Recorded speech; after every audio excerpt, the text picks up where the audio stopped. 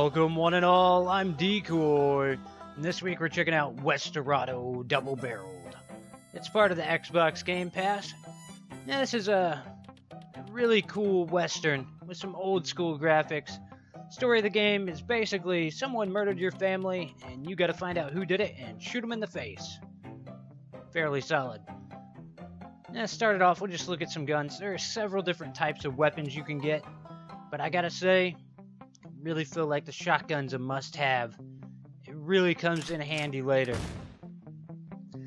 Now, one thing to note, when you reload your weapon, with revolvers, you gotta sit there and hit reload every time you want to load a round. You don't reload all of them at one button press.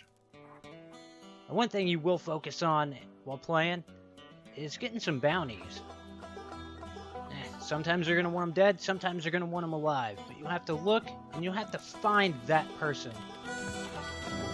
And sometimes that can be a little bit of a pain.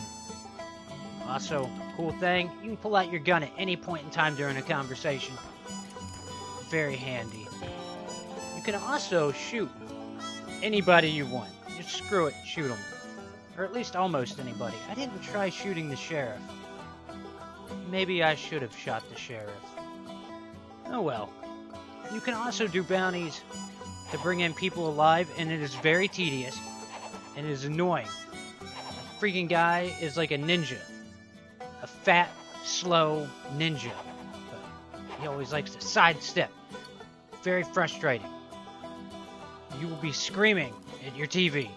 Stop freaking moving! I just want to catch you! Now when you do catch him, it's kind of weird, because if you take him to the horse and you try to ride back to where the sheriff's at, during the little cutscene of you riding, he's not there, but he appears when you arrive back in town. Overall, I did not enjoy taking people back alive. It was way too much work. I just prefer to pull out my gun and shoot people. But, I mean, there's a higher payoff. Now, there are other ways for you to make money, such as playing poker in the saloon.